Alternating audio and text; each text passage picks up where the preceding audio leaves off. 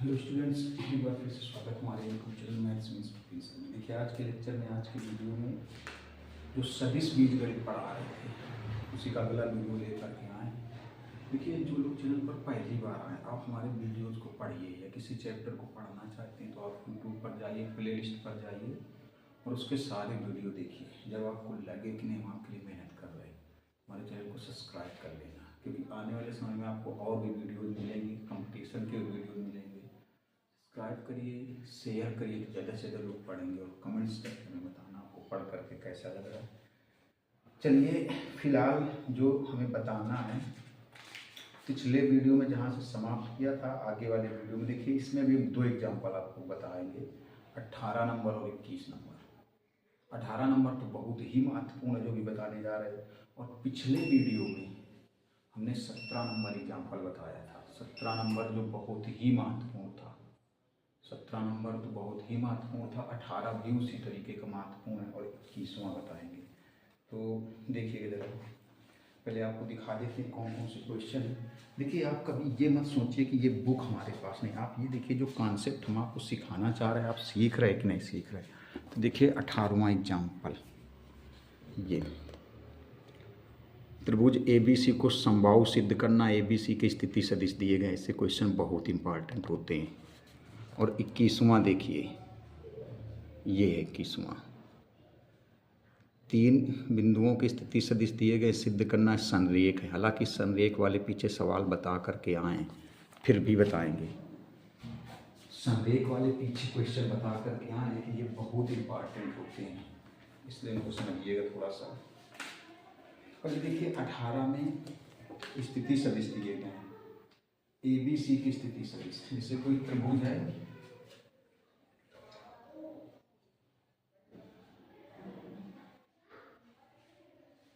ये कोई त्रिभुज है ABC, इसमें देखिए ABC की स्थिति सदिश दिए गए हैं। A का स्थिति सदिश दिया गया है। A का स्थिति सदिश क्या लिखा जाएगा, देखो OA वेक्टर। B का स्थिति सदिश OB वेक्टर, C का स्थिति सदिश OC वेक्टर। देखिए एक बार ओरल बता दें कैसे लगाना है। समबाहु सिद्ध करना है, तो समबाहु अगर होगा तो त्रिभुज की तीनों भुजाएं क्या होंगी, परिमाण में बराबर होंगी। अगर समबाहु होगा तो त्रिभुज की तीनों भुजाएं परिमाण में बराबर होनी चाहिए। परिमाण में त्रिभुज की तीनों भुजाएं बराबर होनी चाहिए। तीनों पहले क्या करेंगे, स्थिति सदिश दिए गए हैं, स्थिति सदिश से क्या निकालेंगे, तीनों भुजाओं से निरूपित सदिश निकालेंगे। तीनों भुजाओं से निरूपित सदिश निकालने के बाद तीनों भुजाओं का परिमाण निकालेंगे। तीनों भुजाओं से निरूपित सदिश निकालेंगे, फिर तीनों भुजाओं से निरूपित सदिश निकालने के बाद तीनों भुजाओं का परिमाण निकालेंगे। अगर तीनों भुजाओं का परिमाण बराबर आ जाए, समान आ जाए, तो समबाहु है, अन्यथा समबाहु नहीं है। लेकिन ऐसे क्वेश्चन आप समझिएगा कि ये वेरी मोस्ट इम्पॉर्टेंट है। देखिए तो A का स्थिति सदिश दिया गया है, I का प्लस 2J का प्लस 3K का, I का प्लस 2J का प्लस 3K का। B का स्थिति सदिश दिया गया है, माइनस I का माइनस J का प्लस 8K का। और देखिए C का स्थिति सदिश दिया गया है, माइनस 4I का प्लस 4J का प्लस 6K का, ये दिया गया। तो पहले क्या करें, तीनों भुजाओं से निरूपित सदिश निकालें। तीनों भुजाओं से निरूपित सदिश निकालें, फिर उनके परिमाण निकालें। अगर तीनों का परिमाण बराबर आ जाए, समान आ जाए, तो समबाहु त्रिभुज है, अन्यथा नहीं है। पहले देखो AB भुजा से निरूपित सदिश निकाला जाए, AB वेक्टर, AB वेक्टर। अब देखिए जब स्थिति सदिश दिया हो, जब स्थिति सदिश दिया हो तो कोई भी सदिश कैसे निकालते हैं आपको अच्छी तरीके से पता है। जब स्थिति सदिश दिया हो तो कोई भी सदिश कैसे निकालते हैं आपको अच्छी तरीके से पता है। कैसे, देखो B का स्थिति सदिश माइनस A का स्थिति सदिश, ऐसे B का स्थिति सदिश माइनस A का स्थिति सदिश। देखिए जरा, B का स्थिति सदिश ये माइनस A का स्थिति सदिश ये, देखिए लेकिन माइनस लगा है तो तीनों माइनस के हो जाएंगे। तीनों माइनस के हो जाएंगे। देखिए i cap minus 2j cap minus 3k cap. तो देखिए जरा, minus i minus 2i cap minus j cap minus 2j cap minus 3j cap 8k cap minus 3k cap 5k cap. अब देखिए इसका परिमाण निकाला जाए। इसका परिमाण ए बी वेक्टर का परिमाण मॉड ऑफ ए बी। परिमाण मतलब हो गया यहाँ पर ए बी की लंबाई। ए बी की लंबाई देखिए, अब मॉड कैसे निकालते हो? अंडर रूट के अंदर माइनस उस अंडर रूट के अंदर आई के गुणांक का स्क्वायर प्लस जे के गुणांक का स्क्वायर प्लस के गुणांक का स्क्वायर। तो माइनस 2 का स्क्वायर माइनस 3 का स्क्वायर और इस 5 का स्क्वायर 25। देखिए तो ए बी की लंबाई कितनी आ गई? ये आ जाएगी अंडर रूट 38। अंडर रूट 38 आ गई। अब देखिए अभी अगर तीनों भुजाओं की लंबाई सेम आ जाए, तीनों भुजाओं का परिमाण सेम आ जाए तो संभाव त्रिभुज है, अन्यथा नहीं है। दो और कौन से निकाल लें? अब देखिए तो पहले सदिश निकलेगा, पहले सदिश निकलेगा तब परिमाण निकलेगा। तो अब बीसी वाला सदिश निकाल लें, बीसी से निरूपित सदिश। देखो बीसी वेक्टर। अब बीसी वेक्टर कैसे निकालेंगे? देखिए जब स्थिति सदिश दिया हो तो कैसे निकालेंगे? देखिए सी का स्थिति सदिश माइनस बी का स्थिति सदिश। सी का स्थिति सदिश, सी का स्थिति सदिश माइनस बी का स्थिति सदिश। तो B C vector equal to, देखिए सी का स्थिति सदिश ये है, सी का स्थिति सदिश माइनस 4i का प्लस 4j का प्लस 6k का माइनस बी का स्थिति सदिश ये है। देखिए बी का स्थिति सदिश माइनस लगा है तो ये बी प्लस और ये माइनस। देखो माइनस पहले लगा है तो ये जो माइनस के हैं वो प्लस का हो जाएगा, जो प्लस का माइनस का हो जाएगा, तो आई का प्लस का हो जाएगा, जे का प्लस का हो जाएगा, 8k का माइनस का हो जाएगा। देखिएगा माइनस 4i का प्लस आई का माइनस 3i का 4j का प्लस j का 5j का 6k का माइनस 8k का माइनस 2k का। अब देखिए ये तो BC से निरूपित सदिश है। अब भुजा BC की लंबाई निकाली जाए। लंबाई मतलब भुजा BC का परिमाण निकाला जाए। देखिए तो BC का परिमाण मतलब mod of BC under root के अंदर आई के गुणांक का स्क्वायर माइनस 3 का स्क्वायर, जे के गुणांक का स्क्वायर 5 का स्क्वायर, के गुणांक का स्क्वायर माइनस 2 का स्क्वायर। देखिए तो BC कितना आ जाएगा? ये आ जाएगा अंडर रूट 38। ये भी अंडर रूट 38 आ गई। दो भुजाओं की लंबाई तो समान आ गई। अब तीसरे भुजा की लंबाई निकाली जाए। अगर वो भी तो नहीं आ जाए तो त्रिभुज संभाव है, अन्यथा संभाव नहीं है। देखिए तीसरी भुजा, तो पहले तीसरी भुजा जो बची उससे निरूपित सदिश निकालें। पहले जो तीसरी भुजा बची उससे निरूपित सदिश निकालें। चलिए तो तीसरी जैसे CA वेक्टर पहले निकाला जाए, CA से निरूपित सदिश निकाला जाए। जब सदिश निकलेगा तभी परिमाण निकलेगा। कैसे आएगा? देखिए अब इसको कैसे निकालोगे? ए का स्थिति सदिश जो बाद में क्या है? ए तो उसका स्थिति सदिश पहले आएगा, ओ ए वेक्टर माइनस सी का स्थिति सदिश। देखिए तो CA वेक्टर इक्वल टू ए का स्थिति सदिश। ए का स्थिति सदिश ये है आई का प्लस 2j का प्लस 3k। सी का स्थिति सदिश ये है, लेकिन देखिए आगे क्या लगा है? माइनस, तो ये प्लस में हो जाएगा, ये माइनस में, ये माइनस में। 4i का प्लस का हो जाएगा माइनस 4j का माइनस 6k का।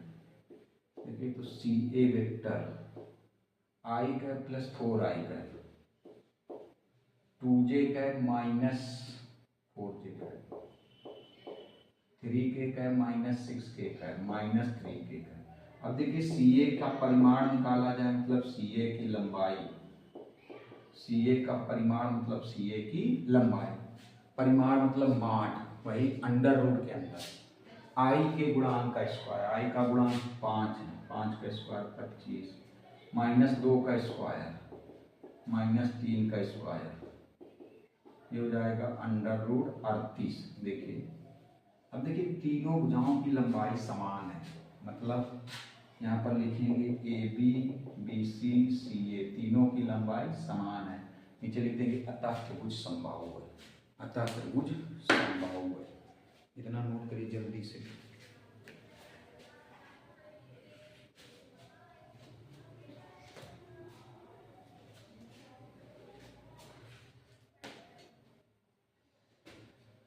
स्क्रीनशॉट लीजिए इसका। अगला देखिए 21वां एग्जाम्पल।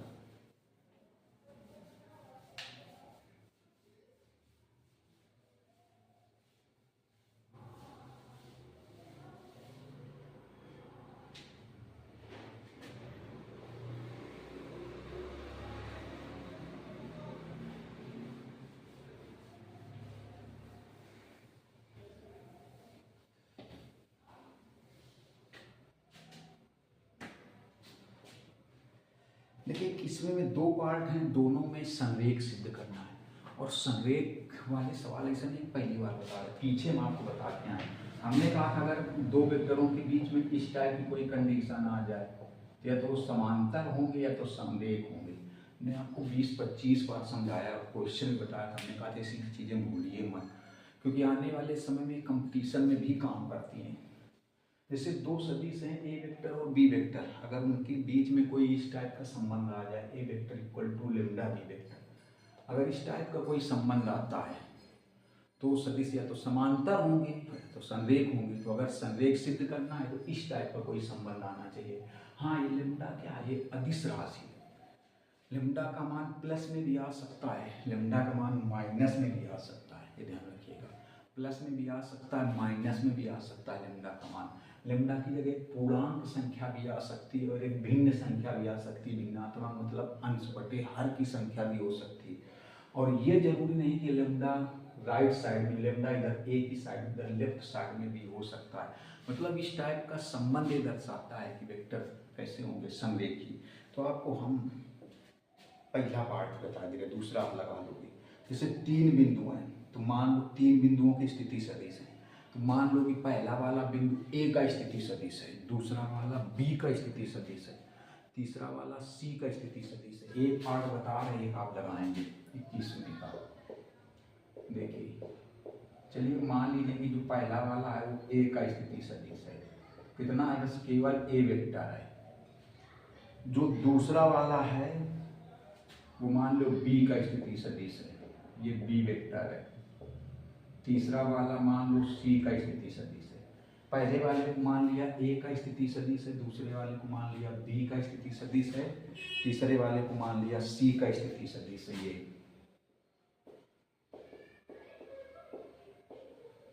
अब इनको संरेख सिद्ध करना है तो कोई दो वेक्टर निकाले जाए। देखिए इस टाइप के सवाल हम पहले बता चुके हैं। अब कोई दो वेक्टर निकाले जाएं, कोई दो सदिश निकाले जाएं, अगर उनके बीच में कोई ऐसा संबंध आता है तो संरेख होंगे। कोई भी दो निकाल लो, कोई भी दो को मतलब जैसे मान लो हमने ए बी निकाल लिया, ए बी वेक्टर निकाल लिया। कोई भी दो में मान लो हमने ए बी वेक्टर निकाल लिया, तो ए बी वेक्टर कैसे निकाला जाएगा? देखो, बी का स्थिति सदिश माइनस ए का स्थिति सदिश, बी का स्थिति सदिश माइनस ए का स्थिति सदिश। देखिए बी का स्थिति सदिश बी वेक्टर। अब देखिए एक सदिश कोई और निकालो, कोई और, चाहे बी सी निकाल लो, चाहे ए सी निकाल लो, या सी ए निकाल लो, कोई एक और निकाला जाए, बी सी वेक्टर या सी बी वेक्टर या ए सी वेक्टर या सी ए वेक्टर, कोई एक सदिश और निकाला जाए। और अगर इन दोनों के बीच में ऐसा कोई संबंध आता है तो संरेखी होंगे, अन्यथा नहीं होंगे। चलो बी सी वेक्टर निकाला जाए। बी सी वेक्टर कैसे निकालोगे? देखो सी का स्थिति सदिश माइनस बी का स्थिति सदिश, तो बी सी वेक्टर सी का स्थिति सदिश ये,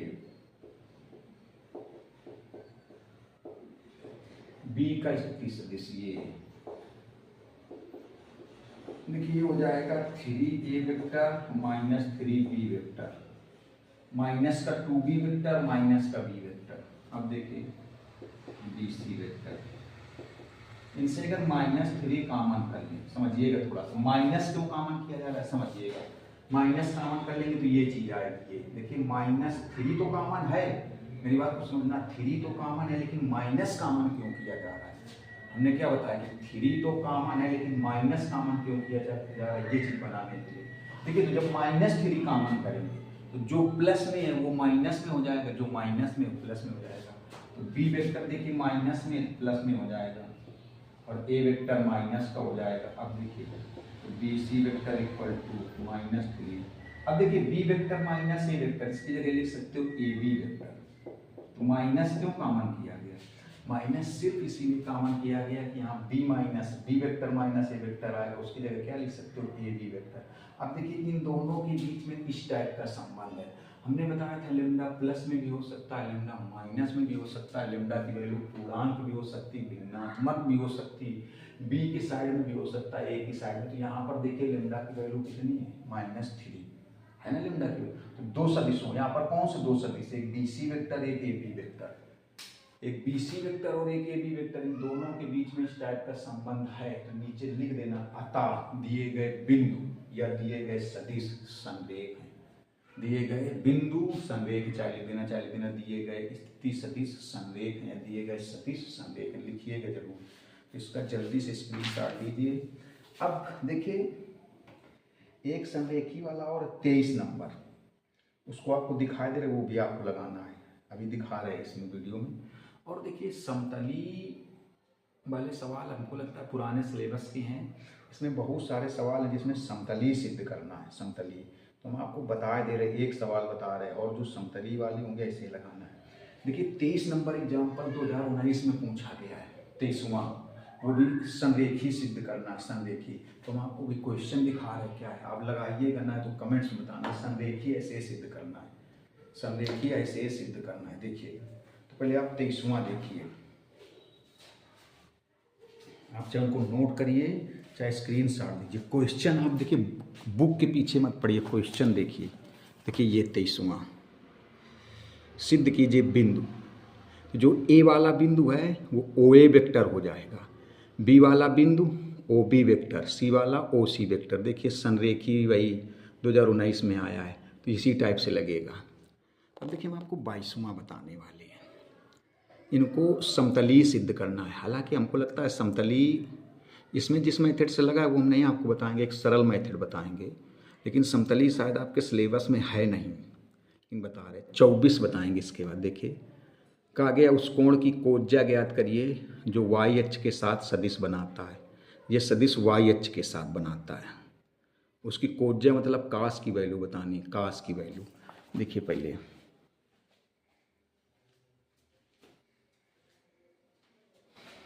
इसका स्क्रीनशॉट आपने ले लिया होगा।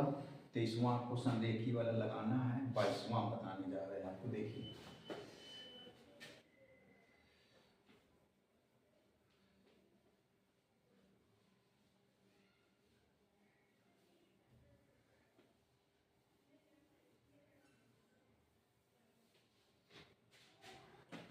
देखिए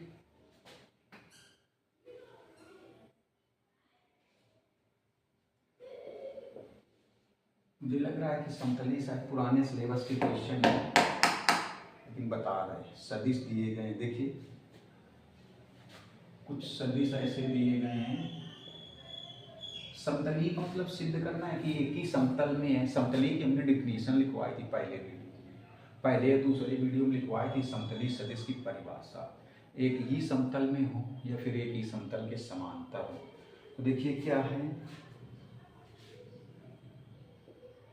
5 ए वेक्टर होगा 6 b vector plus 7 c vector, पहला सदिश।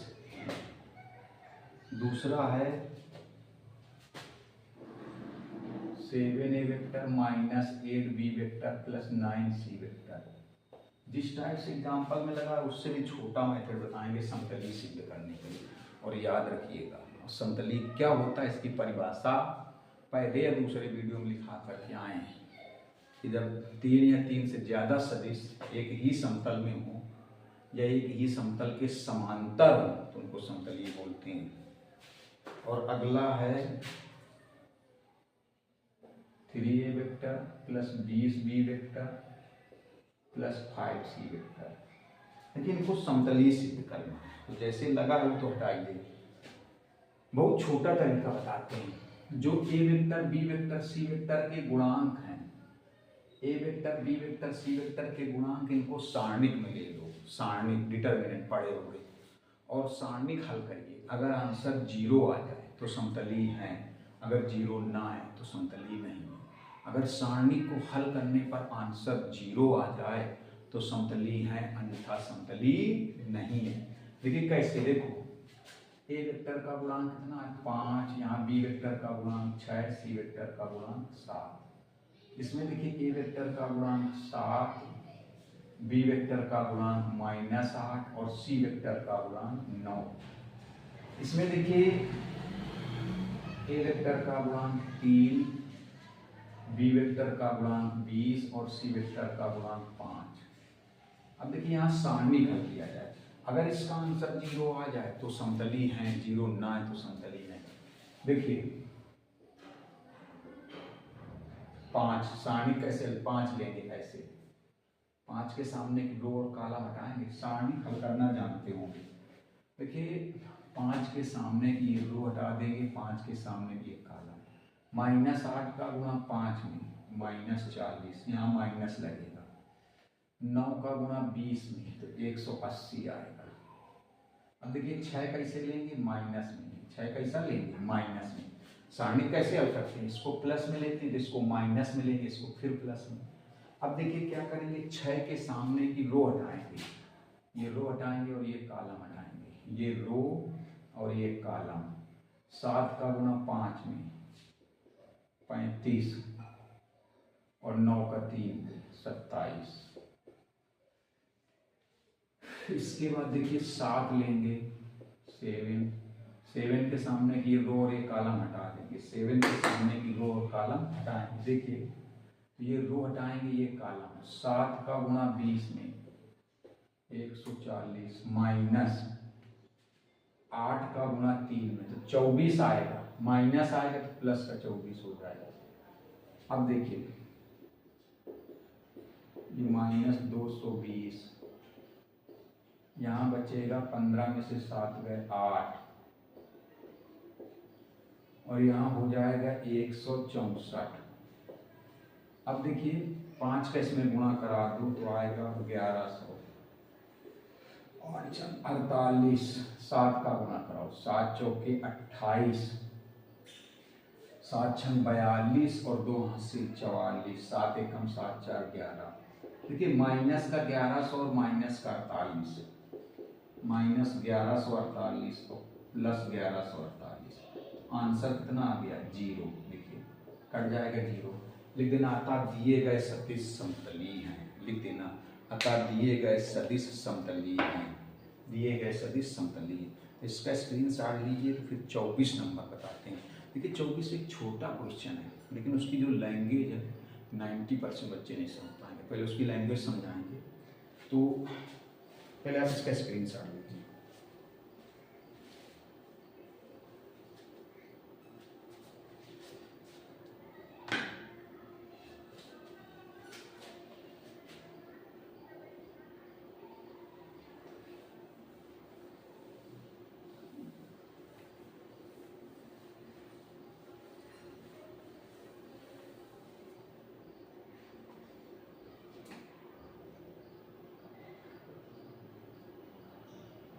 कहा गया उस कोण की कोज्या ज्ञात करो। ये जो सदिश है, देखो एक सदिश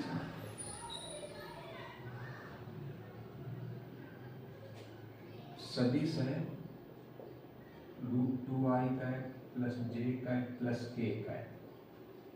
अब कहा गया इसके लिए, इस सदिश के लिए कोज्या बताओ, उस कोण की कोज्या बताओ जो ये y अक्ष से बनाता है, जो y अक्ष से बनाता है।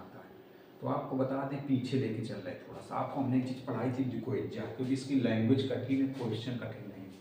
द्विकोएज्या में हमने बताया था कोई भी सदिश एक्स अक्ष से अगर अल्फा कोण बनाता है, वाई अक्ष से बीटा कोण बनाता है, जेड अक्ष से गामा कोण बनाता है। फिर सुन लो, द्विकोएज्या को बहुत ढंग से हमने समझाया था। अगर कोई सदिश या कोई रेखा या कोई वेक्टर अगर एक्स अक्ष से अल्फा वाई एच से बीटा और जेड एच से गामा कोण बनाता है। तो कास अल्फा कास बीटा कास गामा उसकी दिकोजाएं होती थी। कास अल्फा कास बीटा कास गामा उसकी क्या होती थी? दिकोजाएं। कास अल्फा अगर निकाल दें तो कास अल्फा मतलब क्या हो जाएगा? सदिश और एक्स अक्ष के बीच का कोण। अल्फा क्या होता था? सदिश और एक्स अक्ष के बीच का कोण। बीटा क्या होता है? सदिश और वाई अक्ष के बीच का कोण। गामा क्या होता है? सदिश और जेड अक्ष के बीच का कोण। और अगर कास लगा दें तो कोज्या बन जाएगा। कास लगा दें तो क्या बन जाएगा? कोज्या। जैसे देखो इसके पहले द्विक अनुपात निकालो। ऐसे देखो, ये कोई नई चीज नहीं है, इसके द्विक अनुपात। तो अगर जो लोग डायरेक्ट सारे ये वीडियो देख रहे तो आपको समझ में नहीं आएगा, ये भी बता दें।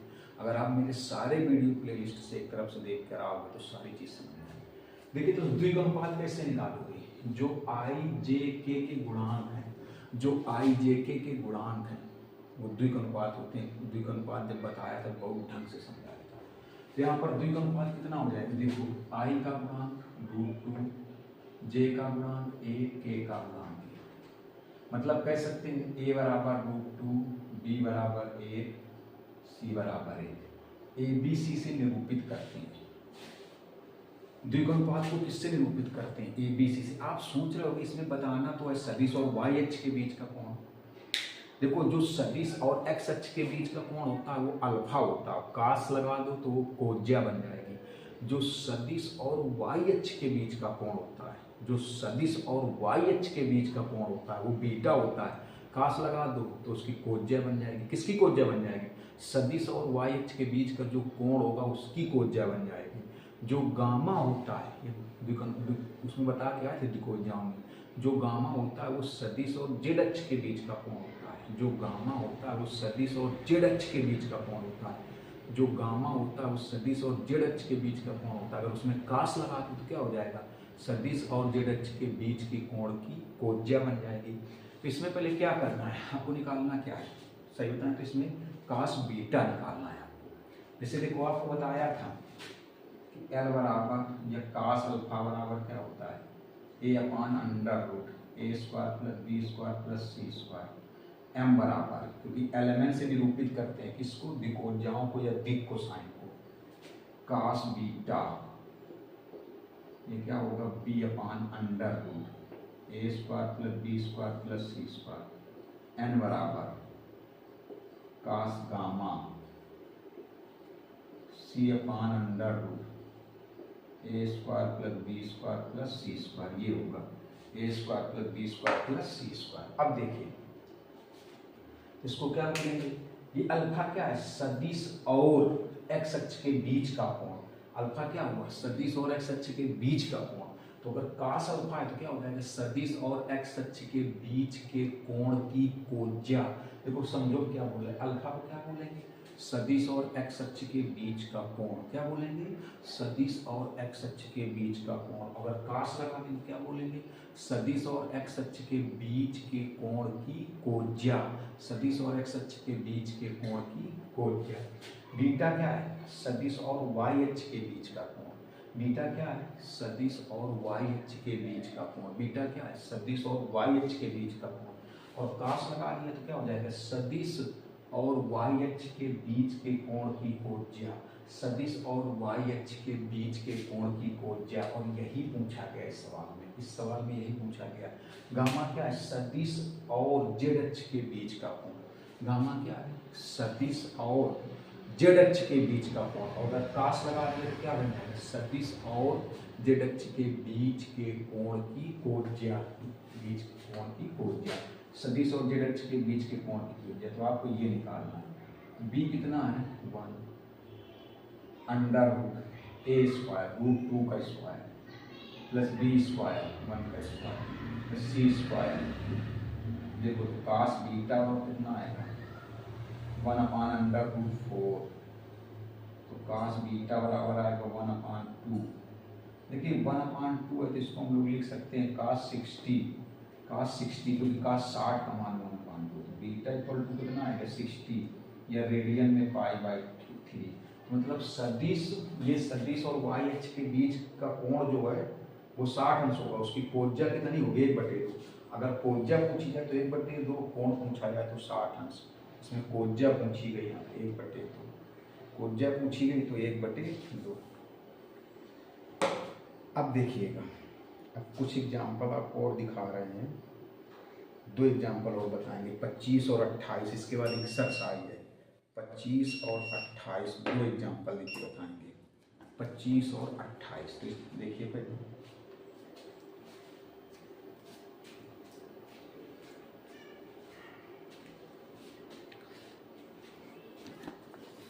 देखिए ये 25वां बताएंगे।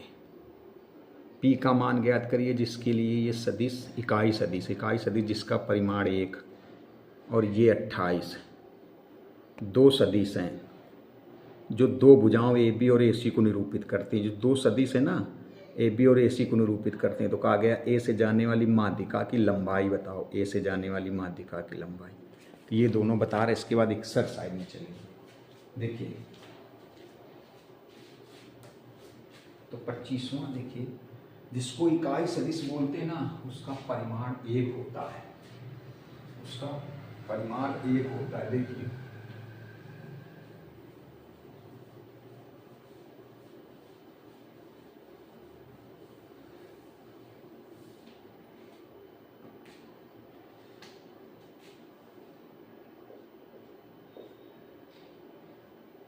देखो, आई कैप प्लस जे कैप प्लस के कैप, इसको इकाई सदिश बोला जा रहा है। इकाई सदिश मतलब अगर इसका मान लिया जाए, इसका अगर मान लिया जाए, इसका परिमाण कितना होगा, 1 होगा।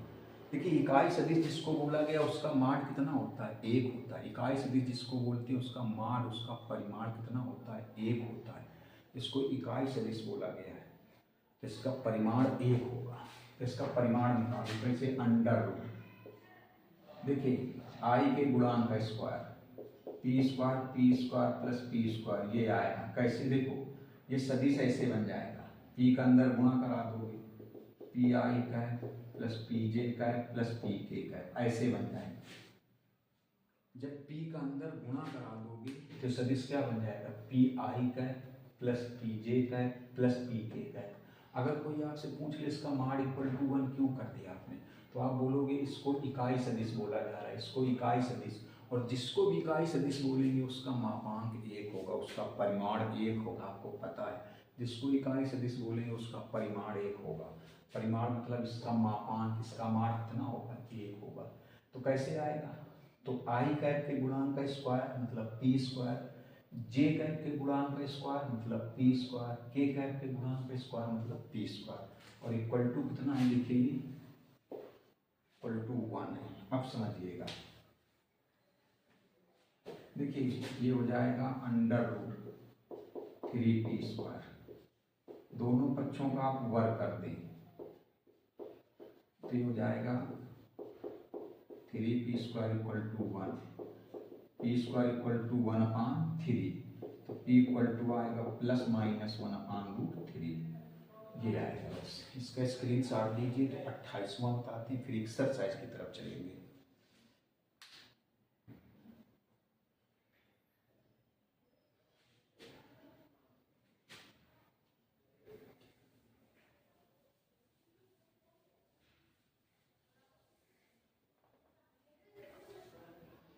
देखिए 28वें में क्या है समझिएगा, ये पहले बता चुके हैं। जैसे ये कोई त्रिभुज है, ये आपको 20,000 बार समझाया था। ये डी मान लो मध्य बिंदु है, डी मध्य बिंदु, ए डी क्या हो जाएगी, माध्यिका, ए डी क्या हो जाएगी, माध्यिका। तो कहा गया माध्यिका से निरूपित सदिश बताओ। तो हमने आपको सिद्ध भी कराया था और बताया भी था, और इतना प्रेशर दे के जोर दे के कहा था कि इसको याद रखिएगा। हमने कहा था कि अगर डी मध्य बिंदु है तो ए डी माध्यिका होगी। तो आपको बताया था ए डी वेक्टर बराबर क्या होता है, A B vector plus A C vector by 2, A B vector plus A C vector by 2। ये बहुत ढंग से समझाया था और इसका प्रूवमेंट कराया था। और हमने आपसे कहा भी था तीसरे चौथे वीडियो में, जब भी प्रूव कराया था, तीसरे चौथे वीडियो में है यहाँ इसी चैप्टर में, तो हमने कहा था कि इसका उपयोग सूत्र के तौर पर होगा, इसका उपयोग सूत्र के तौर पर होगा। और सूत्र के तौर पर ये 5-6 सवालों में इस्तेमाल भी हुआ है पीछे, ऐसा नहीं। सूत्र के तौर पर 5-6 सवालों में एग्जाम्पल और एक्सरसाइज को मिला करके 5-6 सवालों में इसका यूज भी हुआ है। ये केवल तभी संभव है जब डी मध्य बिंदु होगा तो एडी क्या बन जाएगी, माध्यिका बन जाएगी। जब डी मध्य, और ये सिद्ध करके भी देखा, ये हमने सिद्ध करके भी दिखाया था और हमने कहा था इसको याद भी रखना है। तो अब देखिए, तो इसमें बोला गया है ए बी से निरूपित सदिश दिया गया है। देखो, ए बी से निरूपित सदिश दिया गया है और ए सी से निरूपित सदिश ये दिया गया है। देखिए, तो ए बी से निरूपित सदिश दिया गया है इसमें जे कैप प्लस के कैप, और ए सी से निरूपित सदिश दिया गया है 3i cap minus j cap plus 4k cap. और कहा गया माध्यिका की लंबाई बतानी है, माध्यिका से निरूपित सदिश नहीं बताना, माध्यिका की लंबाई। तो पहले देखो, माध्यिका से निरूपित सदिश ये हमने सिद्ध भी कराया था और 20 बार कहा था कि सूत्र के तौर पर उपयोग होगा और बहुत सवालों में उपयोग भी हुआ है। तो पहले माध्यिका से निरूपित सदिश निकाला जाए, A B vector, A B vector plus A C vector by 2। देखो, A B vector j cap plus k cap, A C vector ये 3i cap minus j cap plus 4k cap और बाई 2। देखो, तो A D vector ये जे cap से जे cap cancel, 3i cap हो जाएगा plus 5k cap by 2। देखो, इसको चाहो तो 2 का अलग अलग भाग बता दो, अलग अलग भाग लगा दो। कैसे? 2 का भाग इसमें लगा दो, 3/2i cap plus 5/2k cap. अब इसकी लंबाई बतानी है, लंबाई मतलब परिमाण बताना है, लंबाई मतलब इसका परिमाण बताना है। देखिए, लंबाई मतलब परिमाण एडी का। तो एडी का परिमाण कैसे निकाला जाए? देखो, अंडर रूट आई के गुणांक का स्क्वायर, तो आई का गुणांक 3/2 स्क्वायर कितना आएगा 9/4, जे के गुणांक का स्क्वायर, जे इसमें है, के गुणांक का स्क्वायर 5/2 का स्क्वायर 25/4। देखिए कितना हो जाएगा ये 34/4 मतलब 17/2। तो एडी की लंबाई आएगी अंडर रूट 17/2, अंडर रूट 17/2। देखिए, अब यहाँ से एग्जाम्पल खत्म हुए, एक एक्सरसाइज है कुछ, उसको बताएंगे, उसके बाद ये सदिश बीजगणित समाप्त हो जाएगा। देखिए, अगर आपको लग रहा हो कि नहीं हम आपके लिए मेहनत करें तो आप चैनल को सब्सक्राइब जरूर कर लें और वीडियो इतना ही रखेंगे। नेक्स्ट वीडियो में एक्सरसाइज क्वेश्चन बताएंगे। मिलेंगे नेक्स्ट वीडियो में। नमस्कार, धन्यवाद। आप इसका स्क्रीनशॉट ले लें जल्दी से।